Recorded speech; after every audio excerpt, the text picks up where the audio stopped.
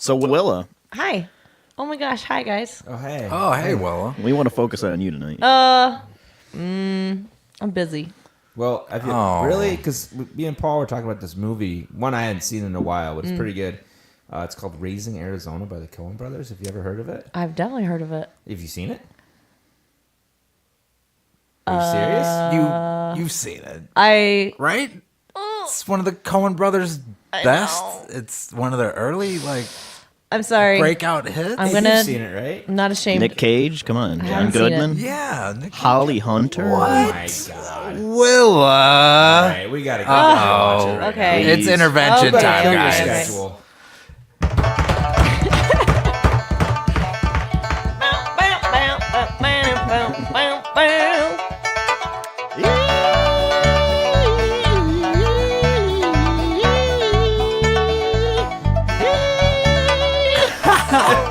Hey, it's Willa, And Paul. And Charlie. And Abraham. and we just watched Raising Arizona. Welcome to Pop Culture Intervention. This is the podcast where movie virgins meet movies that they haven't seen, that they probably should have seen. Most people should have seen. And yeah, we just watched Raising Arizona. Yeah, in the long line of Coen Brothers movies that we've covered. Fargo, Big Lebowski. That's right. This is number 3. Going back Trifecta. further. There's so many. We should try to do them all. I mean, there's a lot of think- them I haven't seen. Naturally. Some of the more obscure ones. But yeah. Blood Simple we were talking about earlier. Yeah, Yeah, I I still haven't have not seen seen that. Well, didn't they just release one on Netflix? Too? Yeah, I haven't seen that It's yet. like either. short films. Oh, The yeah. Ballad of Buster Scruggs. Yes, we liked it. It was good. Mm-hmm. All right, good. I'll have to check Yeah. it out. It's on my list. It holds together thematically. It kind of ties in a lot of their work, I think. And Nice. yeah, and there's something in there to like for everybody. There's 5 different shorts, I think, to it, but there's a good one in there. That's awesome. Well, Raising Arizona was one of their earliest, released in 1987, starring Nicolas Cage, a young Nicolas Cage with wild hair and Oh, big God, his eyebrows. hair is so good. I know, it's I great. just want to be his hair. Holly Hunter also in this movie. What a gem. Yeah, Willa, what was your impressions leading up to watching it? What did you know about it? Obviously, you're familiar with the Coen brothers' work, but what did you know about this movie?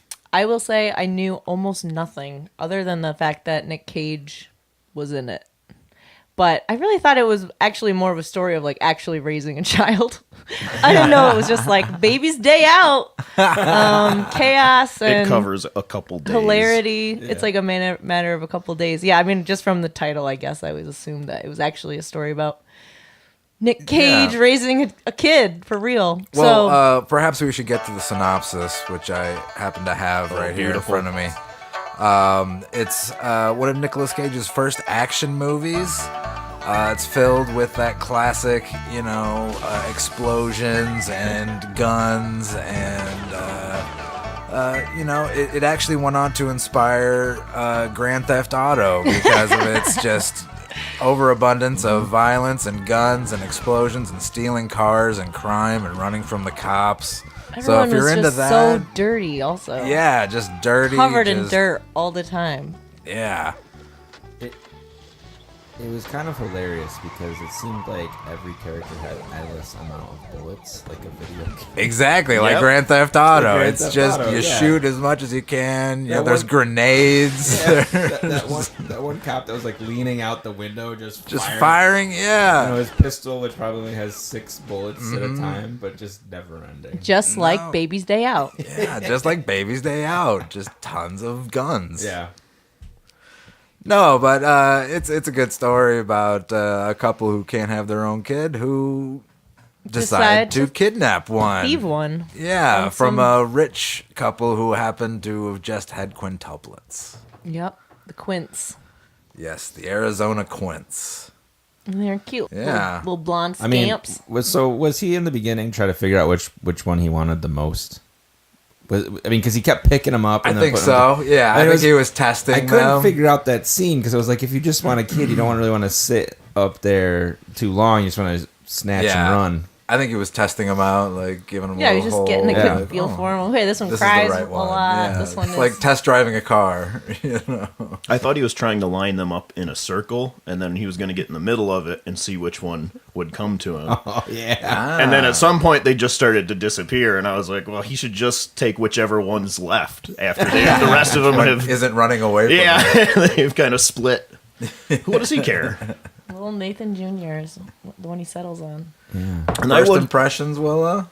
I mean, yeah, I liked it. I want to watch it again. I think Nick Cage is amazing. He's like so over the top in this. But then Holly Hunter just plays like the perfect foil to him because she's so over the top too. Like he gets away with it in this film because everyone else is just acting crazy. Exactly. Yeah. There's no straight man in this film. But she feels very real. I would say like the emotions that she's going through really translate. Yeah. Whereas he might seem like Wile E. Coyote or something out of a cartoon. There were definitely some facial expressions that I was like, what is he doing? Like that one where he would like roll his eyes back in his head and kind of like slouch. Like he did that a couple times where I was just like, what is he he makes some doing? weird choices. I noticed like he would hold his hand in a certain way, like pinch like a certain finger like in a weird way when he was about to engage with the escapees. Mm-hmm. Mm-hmm. Yep. Little ritual.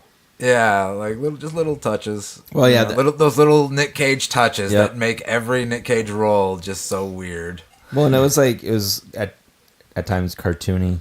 I thought like some of those facial expressions, like when someone get punched in the face, they'd make like that. Oh yeah. That like side face with one big eye, one kind of closed deal. Yeah. I mean, some of those fight scenes and stuff were very cartoony, but I think it was very deliberate that way, because the Coen brothers have always been a little over the top. Well, it's funny. their style. Abe had mentioned Wile E. Coyote. I've famously heard that character was based on Wile E. Coyote. That Nick Cage. I thought maybe it was Wile E. Coyote plus Ace Ventura.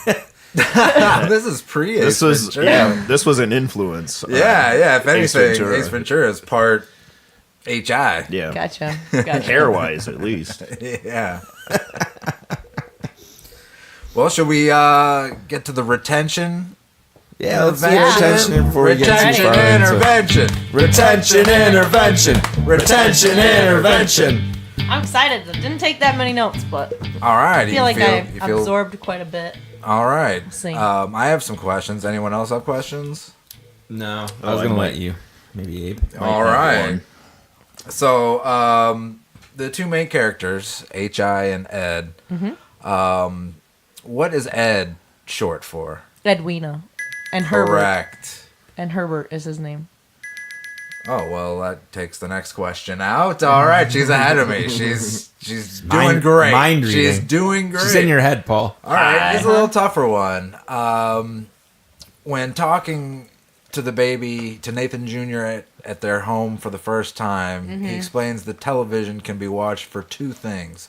What are those two things? Football and educational programming. Correct. Not to exceed 2 hours. Yes. Wow, she is paying attention. I thought that was sound advice. Yeah. You got to limit screen time for those infants. I know. They knew it then. Tattoos were kind of a ongoing theme in this movie. They showed one on the bad guy, Mr. Smalls, a couple times. The one on his left arm, and it had a banner with some writing on it. Do you remember what that said? Yes. It was something like, "Mama didn't love me." She got it. Something Correct. like that. Amazing. Wow. I was like, my mother loves me very much, but that is a great tattoo, and I kind of want it. Okay, I'll jump in because I've got one. It's not a super obscure one, but what was the name of the furniture store that the family ran? Oh, it was Unpainted, Arizona. Correct. That is correct. And Now- the kids' names were Harry, Larry, Gary, Barry, and Nathan Jr. See, I figured that was two. I knew you were going to remember those, so I didn't even ask I didn't that as a actually question. write them down, but It's I distinct. did manage to Thanks for- remember them. Okay, well, maybe you know what Mr. Arizona changed his name from. Ooh. And he said Was it it Polish? wouldn't sound very good. Kowalski? Unpainted. Yeah, you're Blank. right. It was like Sebchek or something. I think it was a. Haydn's. I believe it was Heidelberg? Huff Heinz. Huff Heinz. It sounded Yes. like maybe hyphenated. Huff Heinz. I didn't write it down, but I thought about how I would spell it. That was a good one. That is a good one. All right. We're introduced to Gus, High's foreman. Yes. He has a interesting bumper sticker on the window of his car. Do you remember mean that? Glenn? What did I say, Gus? Yeah. I meant Glenn. Yeah, Glenn the foreman. Sorry. Points. Hey, edit that. So Glenn, we're introduced to Glenn the foreman, who Is a swinger. He's a swinger. We Him learned and he's a Dot. swinger, and he keeps a interesting bumper sticker on the side of his station wagon. Do you know what it says? It said, "I drive naked," or like warning, "I drive naked." That is correct. I never noticed that nice. until this video. I know. by the way. Yeah, it cracked me up.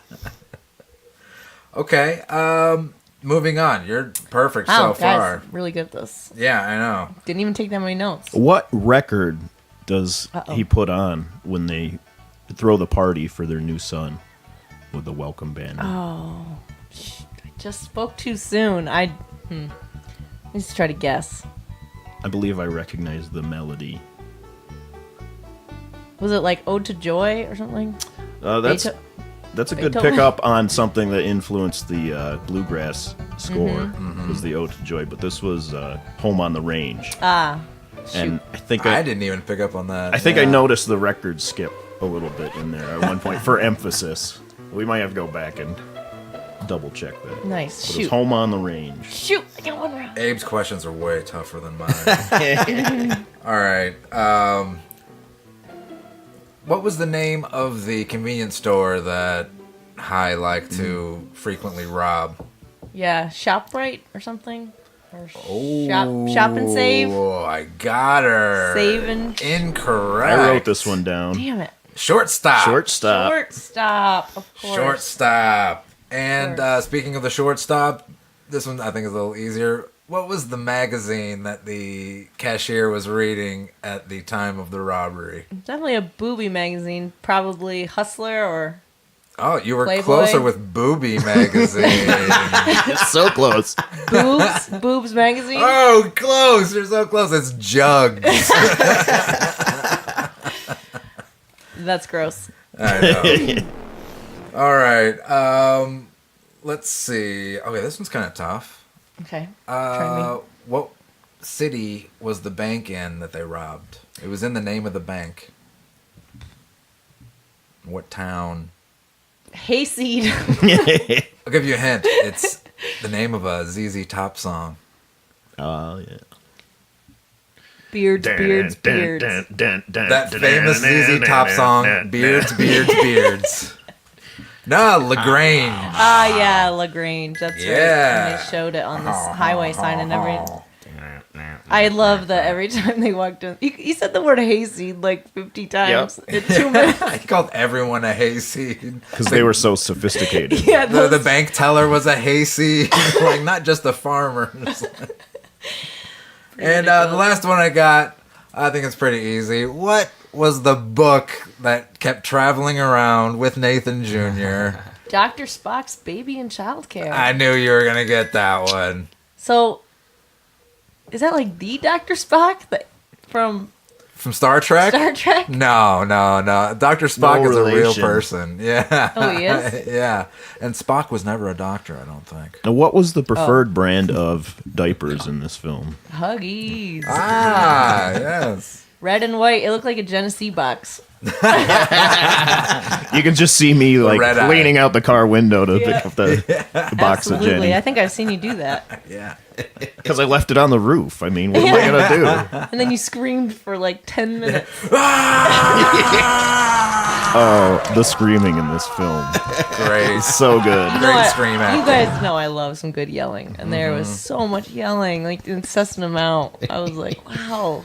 Some great scream Sound good. acting. Definitely when they come up out of the sewer Oh, it that's was so nothing but funny. thunder and screaming. John Goodman screaming at the top of his lungs. He's it's a loud yes. person. very Primal loud, screaming. very loud.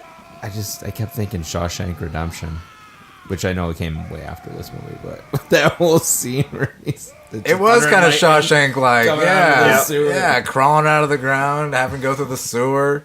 Yeah, they were the original Shawshank escapees. They're the original Andy Dufresne.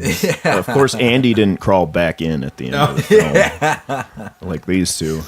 They were so defeated by the world, they went back They to went prison. back in the way they came in too. Like they didn't just turn themselves in. They're like, no, let's just go back in the hole. Well, it is interesting. Maybe they won't notice. We left. Because that was a dream sequence with the narration. There was a lot of that where they framed it with Nick Cage's kind of Prophetic imagining. dreams. Like he Yeah. first imagines the biker guy that's coming Right. in like a dream sequence when the The bike is, like, biker of the surreally apocalypse, silent. The lone biker of the apocalypse. Yeah, That's a scary looking dude. Who ends up being named Leonard. Leonard. And he's Small. like the most Leonard Small. soft-spoken person in the entire movie because everything else about him is so loud. Well, that bunny. was nice because it was like, okay, so he saw this vision of hell coming to him on a motorcycle. He And then also it turns blew out up the to be- bunny inside of a dream. So do we even know if that's his MO? Because he decided not to kill the bunny in the next scene we see him. That is correct. Yeah, like he refrained, but he looked at it like he wanted to. Yeah. And he has that reputation. I mean, I Yeah. can't take that away from him.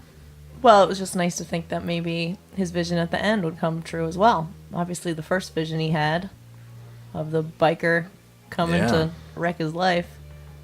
Well, I think the to put my own little spin on it, I think the biker could have represented his own personal demons that he had to overcome, The weight, and that's what was preventing them from having children to begin the with. stress of it all. Yeah, Could he be. had to get that shit out of him, defeat that, not go back to his old life, and then they could have the life that he actually wanted.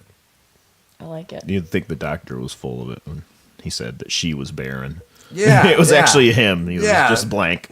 They didn't really make. Again, the Coen brothers have a good way of just making people look really incompetent. The was it the prison board that approves him, just like seemed totally dumb, and like just asking him questions and expecting him to say the right thing was all it took to get paroled.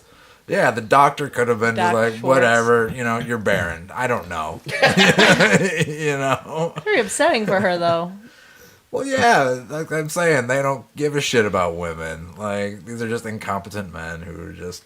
I really loved it when he brings the baby out to her for the first time, and she just keeps being like, "I just love him so much." And she She's just seen him for immediately 30 seconds. It's like they got a cries. fucking puppy. Yeah. That's what I kept thinking. I'm like, it's like they just got a fucking puppy.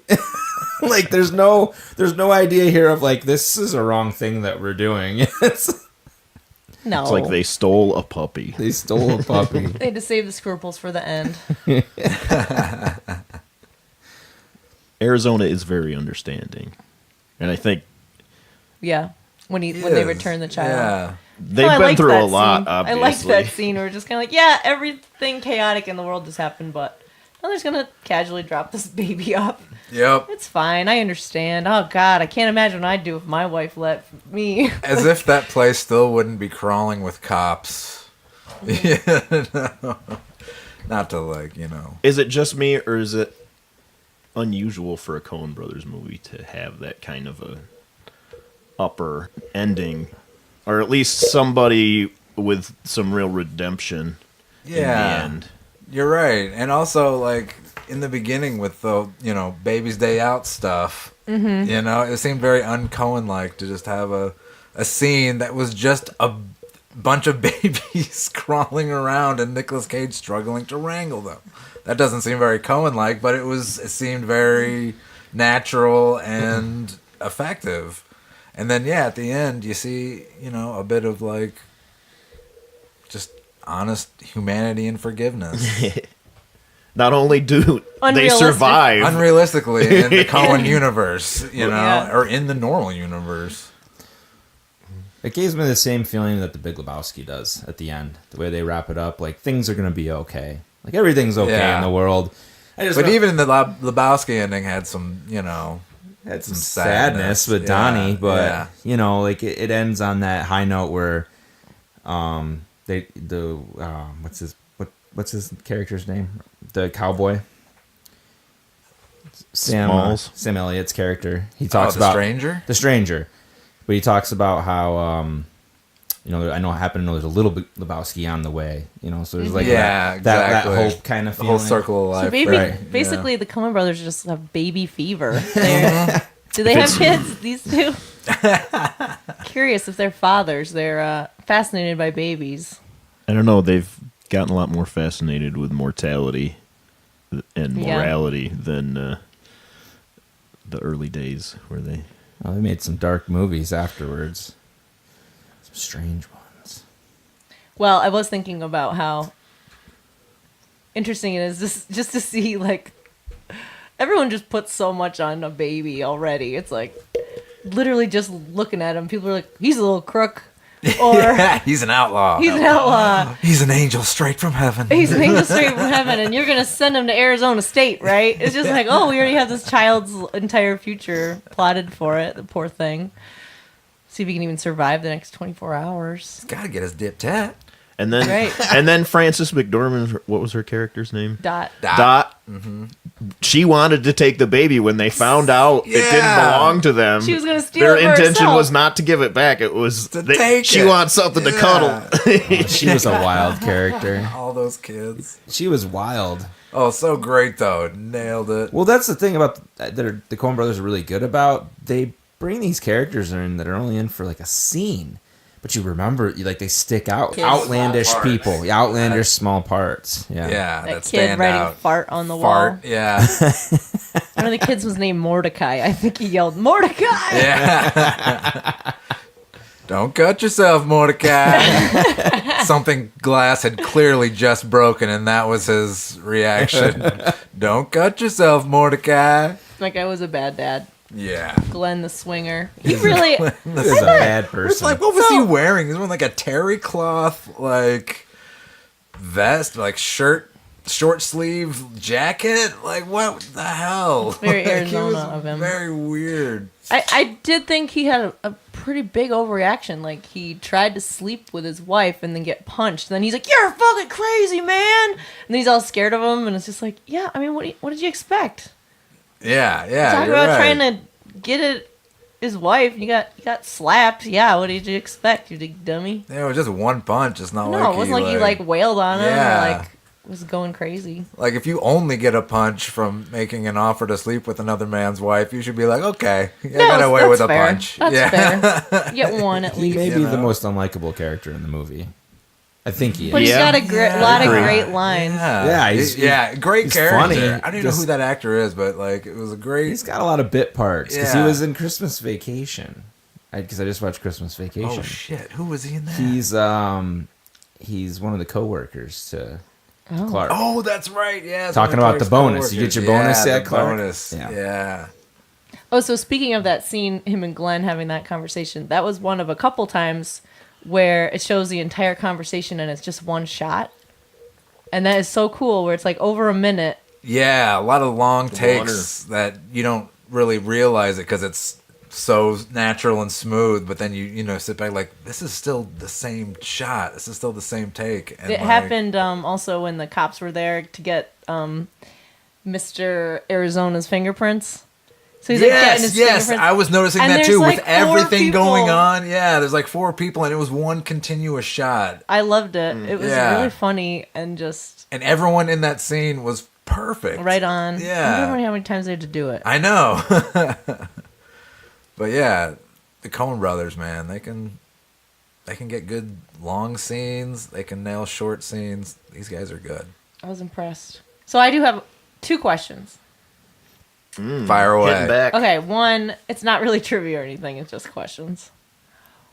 Why are these prisoners allowed to wear like whatever they want? They've got pomade all the time. But they were in that circle of like therapy or whatever with Doc Schwartz. One guy's literally wearing like a leather bracelet with like had studs on it, and then one guy's wearing like a woven halter top. Maybe things were different in Arizona in the 80s. In the 80s, yeah. You know, maybe they were allowed to keep certain... You had a watch on, too. Pretty sure you're not allowed to have a watch in jail. And I mean, maybe in the 80s you were. What was the group therapy circle for anyways? Was it just to talk? Well, it was to get them to reintegrate into society. Oh, he had a pretty funny little pie chart drawn on the board behind him that was like the world at large. And then it's like the missing piece is labeled like me. I don't know. It was just they're just talking about re-entering into society, trying to better themselves. That doctor reminded me of Jermaine Clement. Yeah. Did anyone else? I thought it was him at first, and then I was like, "Well, no, that's impossible." I don't think he's even born yet. Yeah, he would have been a baby, child. Maybe he plays the baby. Oh, all 5 babies. All 5 babies are actually Jermaine. It was actually 15 babies. I looked that up. Oh 15 different for the whole movie. For the whole movie. Because there's probably rules and regulations where the babies can only work so long. Probably, yeah. I don't know. But even back in the 80s, 15. But which good on them for finding 15 babies. Did the main baby Nathan Jr. have identical twins? Because I thought every time they showed the baby, it looked the same to me. It did look the same. They had a hero baby, which is the baby they use for all the main shots. Right. And then there's just... Then the stunt babies, who they leave on the roof of a car. 14 stunt babies. They used 14 babies because 4 of them died. Yeah, the card, you know, like they had to find a tougher baby. Yeah. We need it to land the right way. It's not landing straight up. It's landing on its head. It was definitely a chill baby. He picked the right one. It barely cried. It got thrown all over, shot at. It was fine. That's funny you say that because I learned that I don't know if it was intentional or not, but Nathan Jr., the baby, does not cry at all in this movie, but all of the other main characters do at some point. Of course, everybody cries in this movie. Yeah, that makes everyone so much cries sense. in this movie but the baby, but Nathan Jr. That's a great little factoid. Yeah. I'd like to watch it again specifically to take note of all the crying. All the crying and the not crying. And the Nathan not Jr. crying. That's funny. But no, I don't have any, numbers on Nathan Jr.'s twin, but apparently 15 babies played the Arizona quintuplets. One of the babies was fired during the production because he learned to walk. Oh, that little scamp. He's just too advanced. Yep. Sorry, buddy. We crawl in this movie. We're not walking. Wonder yet. what that conversation was like with that poor guy. Listen, appreciate your help, but there's more information. The mother of that child went so far as to put her baby shoes on backwards to prevent her baby from walking. What? Yeah. That's messed up. That's Stage crazy moms, Hollywood man. stuff, man. Did she get it? Yeah. Wonder if she got busted from child Child services. Protective Services? Yeah. I don't know. The 80s were fast and loose. It was a different time. Okay, so here's the other question. This is a really great Nick Cage-ism, and I just wanted to see what y'all thought about it. Is he that just the whole thing with those shoes where before, okay, so she invites these upstanding new friends to come over and visit. And they make a big show of him putting on those loafers, those loafers. They're like mint green loafers. They're real ugly. And he uses a liked shoehorn them. and everything. No, I thought they were kind of great. And then and that shoehorn was great. I want to great get one of shoehorn. those. Okay, so then he's outside talking to Glenn, and they get in the argument, but he's holding the shoes in his hand. He put on flip-flops to walk swaps through. the flip-flops.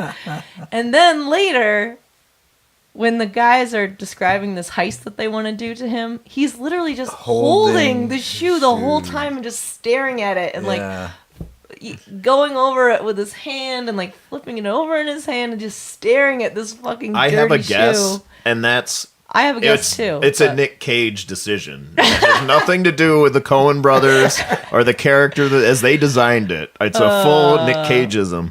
That is probably true. I thought maybe it was like a symbol for his domesticity and like Exactly. and like trying to let go of his like dirty boots. Like, okay, I'm a loafer wearing man now. Exactly. I went out of my way to save money for these nice loafers that I use my nice shoehorn to put on. And I'm not going to scuff them up by wearing them out into the desert, so I'll put on my flip-flops.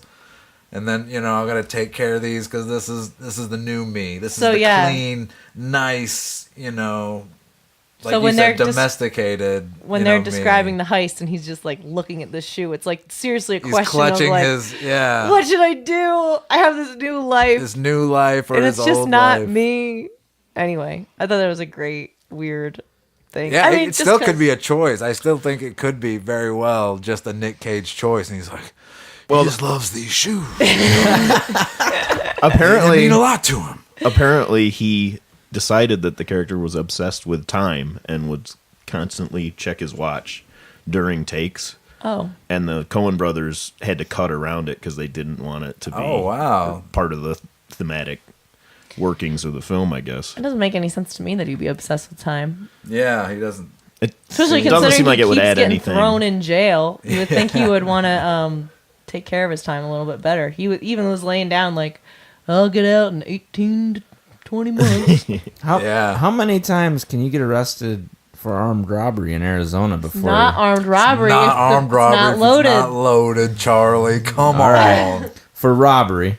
I mean, they showed him go back to jail like 3 or 4 times. You saw the parole board, though. They're not too strict. They're like, are you better now? Yep. Okay. Don't want to see you again. Yeah. You And then he scamp. comes back again. It's the same parole board. Do you think that's because it was the only time he saw Ed? Oh, I think that may have been, a little bit of like, hey, even if I get caught, I'm going to get to see Ed again. Oh, yeah, he did like her Certainly, right away. They had a connection, so how else was he going to? I would like to talk more about Ed's character because she is just so good. Yes. Yeah. So I love the part in the car when she cries every time. She's like, I just love this Immediately, baby. yeah, just out of love for the baby she just met. I think she does a really great job of matching Nick's just like crazed energy. And she's so charming and southern. She's so southern. She's so funny and severe and also Yeah. loving and she's so good. And she's like a little firecracker, you know. She'll go off, she'll take control and let everyone know what's the deal if she gets to that point. I just loved her. I thought she was great too. I actually forgot she was in this movie because I don't watch this Coen Brothers movie that much. I just remember her from Oh Brother, Where Art Thou? There's only 2 lady characters. No, 3. There's the mom. Well, she doesn't really have... The real mom doesn't really have any lines so much. She's hardly a character. No, she has a good scream like everybody else. Yeah. Probably a good cry. I don't know. It's a great shot, by the way. The camera shot that follows the scream all over the car. And over the flower bed and then up the ladder. The fountain. And I think it's like... It's a cool shot. It's right after the hand grenade that blows up the bunny. Yeah. And then did anyone notice that kills in Lizard. that explosion you can see a little bunny carcass? Oh. It's not a real bunny. Obviously they put something in there because there's something bunny shaped flying out of that explosion. There were some chunky explosions. PETA would have been pissed. They wouldn't have allowed that. What about the lizard? How'd they do that, man? That was just like a fake toy lizard. I bet you anything. Well, Leonard gets his. He explodes. Yep. A lot. He blows up. That was a chunky explosion, as Abe was just saying. There was some chunky. It would have smelled so bad. Those chunks flew. It smelled Yeah, and it would have smelled awful. He was so dirty. He was just covered in dirt. Just a great character design though. Just everything. So over the top. Everything. Yeah. 2 shotguns, grenades. The bandolier. Which is his downfall. Knives, tattoos. It is, exactly. It's like part of it. I feel like they just took just oil grease and just put it all over his beard. And Why do you think they showed his matching tattoo? I think that goes along with my theory that It's him. It's his demons. Oh, I see. That is his demons personified. Yeah. And then he blows them up. That's a good theory. I like that one. Because what is that? The Arizona Cardinals logo? It's Woody Woodpecker. Yeah, That's the other half of Wile E. Coyote. Yeah. no. Well, no, that's the Roadrunner. That's the Roadrunner. But Well, we can conflate the nice two. try, though. Apparently, the Coen brothers did. If the character was based on Wile E. Coyote, Why do you think they went with the Woody Woodpecker tattoo? What's the idea there? Was it? You think that was a Nick Cage decision, or? all right, there is a bit of trivia. Nick Cage was really obsessed about that tattoo, and Obsessed, Nick Cage? yeah, I know, right? It's crazy. It says he was crazy about his. He was so crazy about it. He wanted the haircut to represent Woody Woodpecker's feathers, but he wanted the haircut to reflect how big of the danger he was in by how big his hair was. Interesting. Yeah, which was a lot. It's a lot. Yeah, can you imagine at the end he just would have had like a fro? So I should probably know the answer to this, but was he in any more Coen Brothers films? no, they wonder- did not get along so well. Yeah, I mean, they work with so many people serially, you would think. It obviously didn't work out that well. Not a great match for the Coen I Brothers. think everybody was happy with the product and not so much the process. Yeah. Well, a lot of the He other did a ones. great job. were- This is, I think, my favorite Nick Cage role, actually. It's perfect for him. I'm going to say that now, but I'm going to give myself room to change my mind. You got to think about it. There's so many. Yeah, I know. Face off. Wild at Heart reminds me of this role a little bit too. Like this, he's more like. I think Adaptation is my favorite. Yeah. That movie's See? amazing. That's a good movie. I can't put one on it. Just There's yeah. so And many. in that movie, he gets to play the crazed, neurotic one, and he's got a twin. So he plays twins. So he gets Yeah. to And double twins. act. And twins. The Weatherman, isn't that one where he's running around town with a bow and arrow? I haven't seen that one. Yeah. I haven't seen it either. Matchstick Men. Yeah, that was a good isn't that a one. Ridley Scott movie? Matchstick Men. Matchstick Ridley Men. Scott. Yeah. Oh, you guys were right. talking about On Set. Yeah. Nick Cage. Yeah, That it They wasn't didn't a get great- along. I didn't know that This is either. only, hey, there's still time. What else went wrong on set? Oh, the guy that Leonard Smalls. Mm-hmm. That guy was a handful, apparently. You don't say. Yeah, exactly, right? Duh. Big Leonard Smalls. He didn't even have that many scenes with other people. It was mostly him on the open road. No, and apparently they had to teach him how to ride a motorcycle. Oh, God. He didn't know how to ride a motorcycle. I mean, He I'm popped not a gonna believe wheelie. it, but yeah, I know, but like Well, that was a. He must have had a stunt man. Probably. They could have had the stuntman play the role. Or they could I know, it's not like he barely had any lines. Although he's a formidable He just didn't presence. get along He with is. the direction, or let me find it here. Well, the Coen brothers are very particular. I can't imagine they're super collaborative with actors. I think it's more like they cast the person. You think? Yeah, and it's just Cage wants to do his thing, and They have a vision. He Not might just have a a whole new idea of what his Nicolas Cage thing is this time around than he did the last time he worked for you. Right. So the quote from Joel Coen of the Coen brothers on Randall Tex Cobb, who was Leonard Smalls. He said he's less an actor than a force of nature. I don't know if I'd rush headlong into employing him for a future film. right? So That's such a nice way of saying it, though. Yeah. But I did learn more about the relationship of Nicolas Cage and the Coen brothers. It said it was respectful but turbulent. Cage would try to put his own spin on things, and the Coen brothers would be like, no, they just ignored it. And, obviously Cage didn't like that, so they kind of butted heads a lot. Did him and Holly Hunter get along? It doesn't say anything about her, so I assume so. I think she's been in other. She was in Oh Brother. Yeah, that's right. Yeah, we mentioned At least she might have been something else. So I mean, she plays a fierce baby mama in that as well. Yeah, she does. Yeah, Holy cow! And she's got attitude. like a ton of kids in that movie. Yeah. They're all girls. And they all They're all the sing. sisters. So cute. Coming up soon on the podcast. Oh, brother. Oh, I imagine. I love that movie. One. I seriously think my favorite musical. We should try to do all the Coen Brothers movies. Yeah, so Holly Hunter has been in other ones. John Goodman obviously has been in several other ones. Yeah, he's probably been in the most. Maybe. And who else? Is it those? There was someone else from this movie. Frances McDormand. Yeah.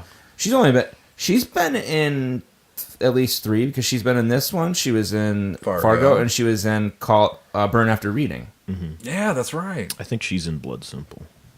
Really? I believe I gotta watch that. She's Yeah, we gotta watch that. Intervention. Hey, Charlie, how did you feel about the racist Polish jokes in this? Yeah, it didn't bother me. I mean, I've heard every single one of those jokes before the age of probably 14. It didn't hurt that the guy telling him clearly didn't know how to tell him. Couldn't even tell him. Yeah. Couldn't even tell him. Why does it take 3 Polish guys to screw in a light bulb?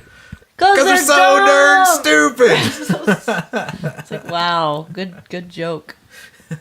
Stupid. And he gets his as well because Yeah. he's like the dumb racist guy, and he gets a lot of tickets from the cops. Yeah, because he keeps telling them Polish jokes and they're Polish. Big dummy. He Better learn. told one to Charlie, and Charlie's like, buddy, I'm writing you a ticket. I've heard that one. How does that joke actually go? I think it's how many Polish guys does it take to screw in a light bulb? And he says 3. 3, but I think it actually is because it's 1 to hold the bulb and 2 to turn the ladder. Were they in Tempe? Tempe, Arizona? Is that where this took place? 1983. Yeah, I think that sounds right. I think that's what they said. Okay. Let's go with it. Okay. Well, I mean, I like that the Coen brothers, because there's certain directors that will, use actors over and over again. John Goodman as well. John Goodman's been great in every single one. He's also in Brother, Where Art Thou? It's the Cyclops, and he is fantastic in that movie. He's so scary.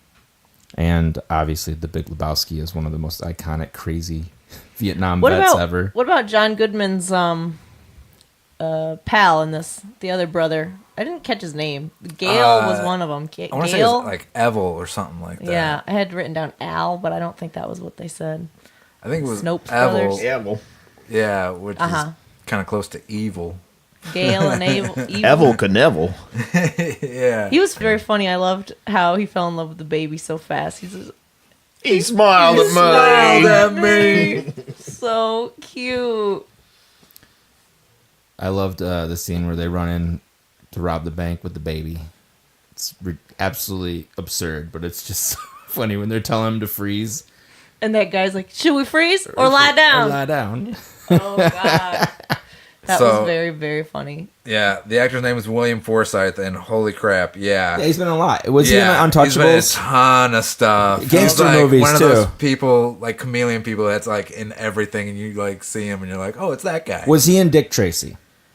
Oh, Charlie, I just told you he's in like a million things. I know, but he stuck out to me because he's definitely a gangster. Yes, he is in Dick Tracy. Right. Yeah, and he was he's in Flat Top. Yes, he's that's Flat what I Top thought. in Dick Tracy. And he was in Untouchables, and I think he was in Boardwalk Empire on HBO recently too.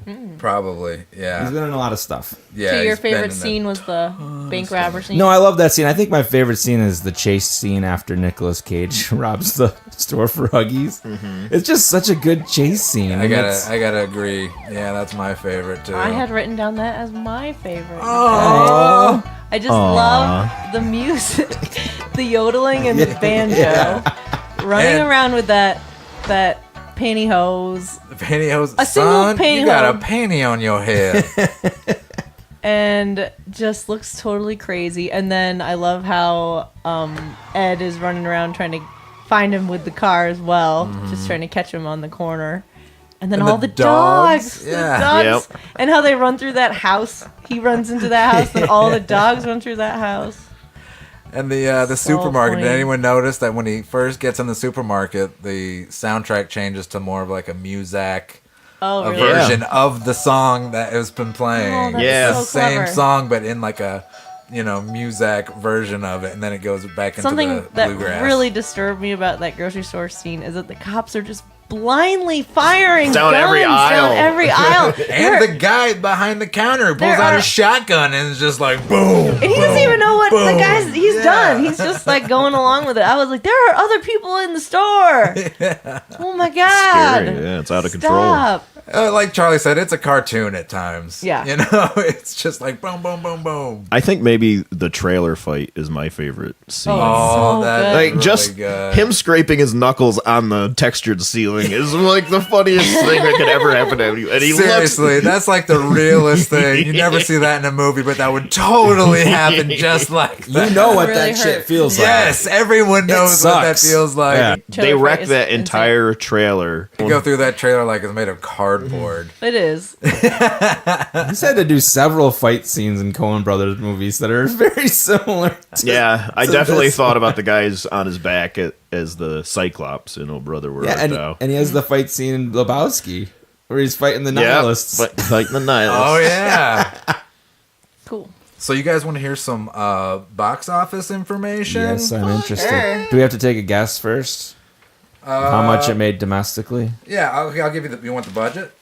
I want the budget. Budget was $6 million. Wow. $6 million was the budget. We'll start with your opening weekend. Abe, what was the opening weekend for Raising Arizona? 1987. I'll say 1.2 million. 1.2. Charlie, Opening weekend. opening weekend He's box going office. low. I'm gonna go 20 million opening. Wow, you think Charlie's this is a- going high. More than tripled hit. its budget on the I'm first gonna, weekend. I'm gonna go like 2.5 million. 2.5 This million. is the first weekend, right? Opening. This is just Guess opening this is weekend, 87, guys. 87. This is 1987. Just opening weekend. All right, I'm gonna go 10. I'm gonna drop it down 10 to million? 10. Yeah. Anyone else want to change theirs? No. 50,000. Oh, you guys all lose. You guys all went Went way over. over. You went way over. We went over. Yeah. You guys All are of gonna I be knew shocked. you guys went over. Well, I know I did. You guys are going to but- be shocked. $200,000. Lower. 100,000. Lower. Wow. 4,500. Higher than 4,500. 45,000. Lower. Wow. $36,240.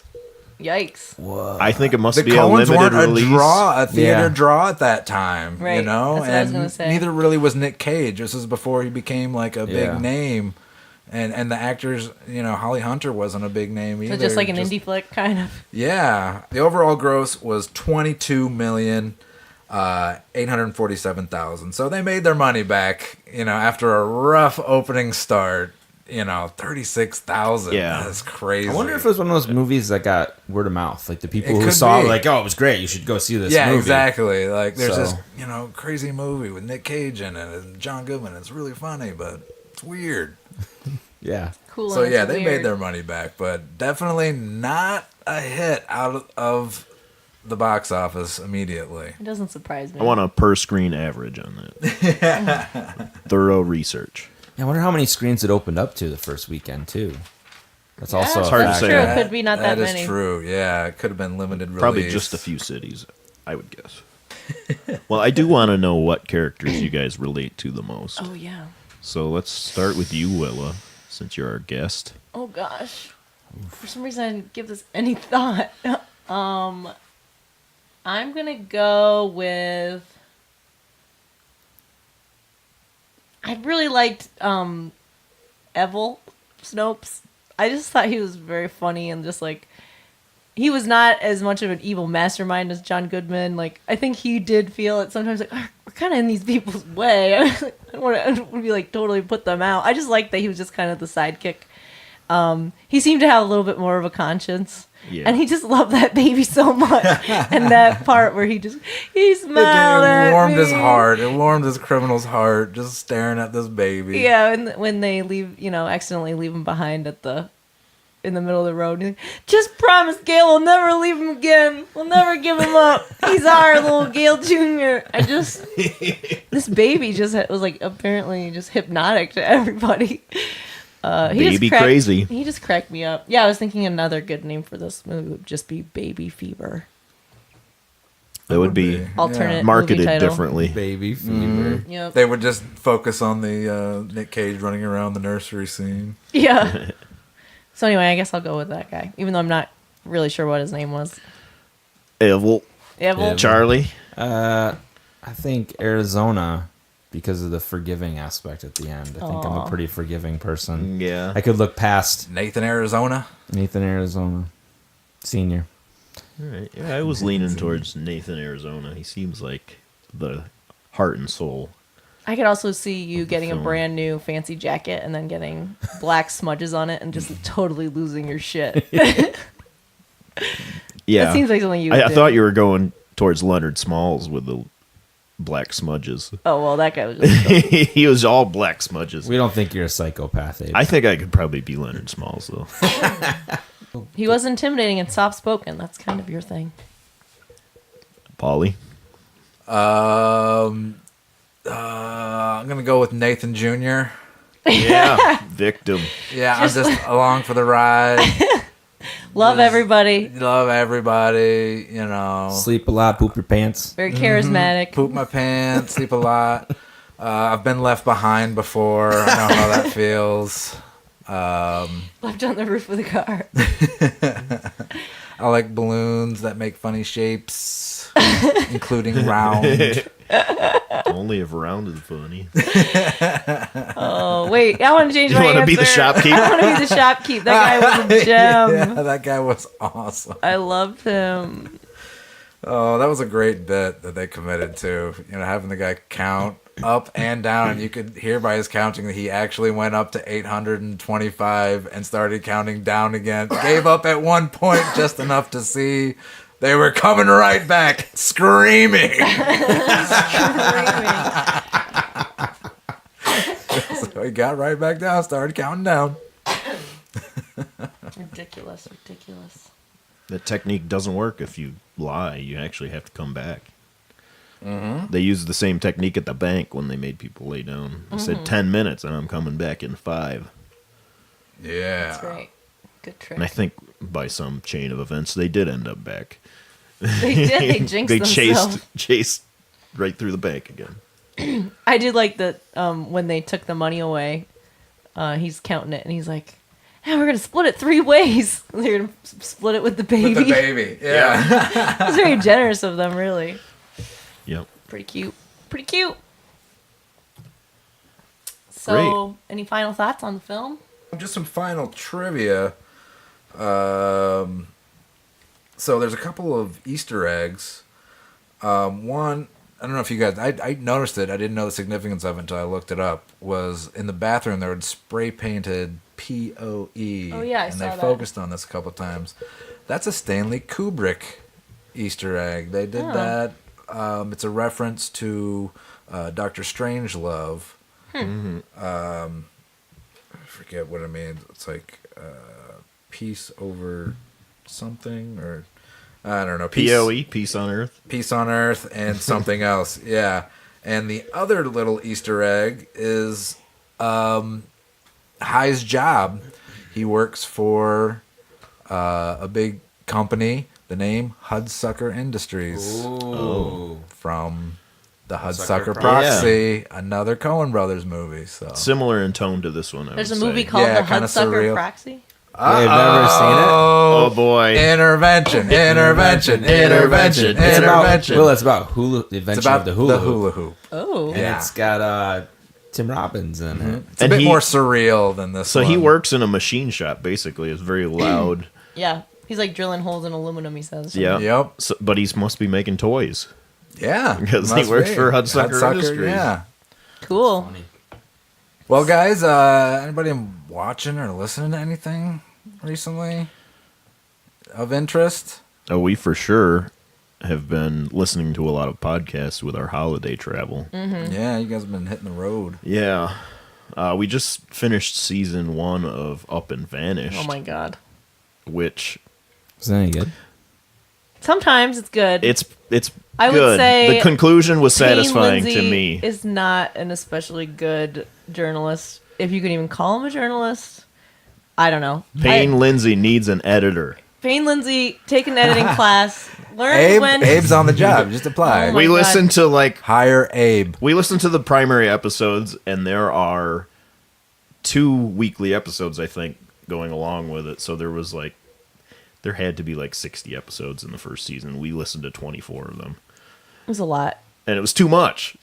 It was all interesting. It was well paced, I'll say, as far as and it was kind of like Serial, where a lot of it unfolded in real time. But I still feel like they saved certain revelations for towards the end to make it worth. Anyway, if you want to know what Worth the happened, investment. you can just Google it now because, of course, Apparently, it was just a television Current. special on Bravo too. yeah. I believe so. But it's all the same information as far as I know. He takes a lot of credit for solving the damn thing when he truly does nothing other than, he's poking around and asking questions. So Yeah. I do believe he started to shed light on the case again, which probably ended up having it solved. But the people that are accused of doing it weren't on his radar at all. So he has no idea. But also, not that other helpful. people were giving him credit too. So he was able to use other media outlets and take clips of local news or whatever, giving him credit. So, He pats himself on the back a lot. Anyway, but he did the fact that he Fuck spent that a lot guy. of time doing that was not necessarily It was the thrust of annoying. the story. not about you, Payne Lindsay. Television wise, besides the Great British Bake Off, which we've been killing. Well, we've been watching Great News, which I really like. It's Yeah. very funny. Is it worth watching? I haven't tuned into that. That's the Oh, really? Because Tina you made a joke Fey. earlier that I thought you were referencing. 'Cause Really? There's the most recent episode she made. It's a joke like twins. I like twins. I like beer and twins. So I wasn't. Don't you guys remember that Coors Light commercial? Oh, is that what it's from? Oh yeah, I had no idea what the joke was. I just thought it was funny. it's from Tina Fey as a producer. Of And a new show? It has Yeah. a nice similar Cadence joke of jokes. structure Yeah. as 30 As Rock. 30 Rock? Yeah. Okay. Very Okay. funny. So you'll get callbacks to jokes from earlier in the episode, or you'll get okay, nice. combination visual and Get some layers in there. yeah. Mm-hmm. It's But really it's like the acting. pretty well it's like structured. same kind of acting. Feels yeah. a little more standard as far as the character development of a network sitcom, but it's still And there's a female lead character, and her Yeah. older mom is the secondary lead character. So I think the cast could be a little bit more diverse, but it really makes me laugh. It's a very funny show. yeah. Nice. We endorse it. Nice. So there's 2 seasons on Netflix that we just devoured. Ooh, Yeah. nice. So there you go. That's us. I Yeah. think. We've been basically all we've been doing is watching television. And we've been together, so it's not too much. We've Because been it's watching separately it's because of the holiday holidays. break, and we have been traveling, and I've been sick, so it's just been nice to just binge Catch up on everything. TV and movies. No, I've been doing the same thing. I recently intervened myself on a movie. Maybe I should have said it with the podcast. I don't know, because we've talked about it. The movie Moon. Oh, I finally a saw great it. movie. I saw It's one of my Sam favorites. Rockwell's butt. Sam Rockwell's butt. Sam Rockwell's butt. You lucky bastard. Oh, it was great. It was great. that was great. His butt was great. The whole movie was great. I watch that movie every day. Maybe that's might be overkill, but it's so good. Every time It I watch is. it again, I get something else out of it. It's, It was like the description does a good job of keeping it very vague, so I really had no idea what to expect. sure. Every description I heard was just like some guy's on the moon and he goes crazy. But I was not expecting what, and I don't want to talk about it Yeah, because we other don't people wanna may not have spoil seen that. it. Yeah, but it was better than I expected. Yeah, Way better. it's a good one. Yeah, it's going to be one of my all-time favorite science fiction movies. Cool. Also, The robot this is so good. this will still be out in a little bit whenever this releases, but it just came out. Black Mirror Oh yeah. Bandersnatch. Bandersnatch, which is like an interactive movie, basically. You control where it goes, kind of like a choose your adventure thing. It stops and gives you a choice. Do you want to go this way? Do you want to go that way? And it starts with like something simple like cereal and ends with I won't want to say. But Like, what kind of cereal do you want to eat? yeah. Oh, that's cool. You choose, do you want Frosted Flakes? Fruit Loops. Do you want Sugar Puffs? Sugar Puffs. Or what do you want to listen to? Thompson's Twins or compilation? Interesting. And that affects what you listen to throughout the rest of the movie. Oh, Yeah. that's interesting. You can get a lot of mileage out of this one. I'll bet On rewatching and the taking equivalent the different of at least like a 8-episode series. Yeah, if you go I imagine if you take the right path, you can get the whole thing over in probably like 30 or 45 minutes. Oh. Yeah, but it sends you back. Like once it ends, it's like it kind of gives you the option of like, do you want to see what would happen if you had chosen this outcome at this point? And it kind of gives you a brief synopsis up to that point, and then shows you what happened. And it's crazy. It's crazy. One is completely different than the other, and it all ties into the story.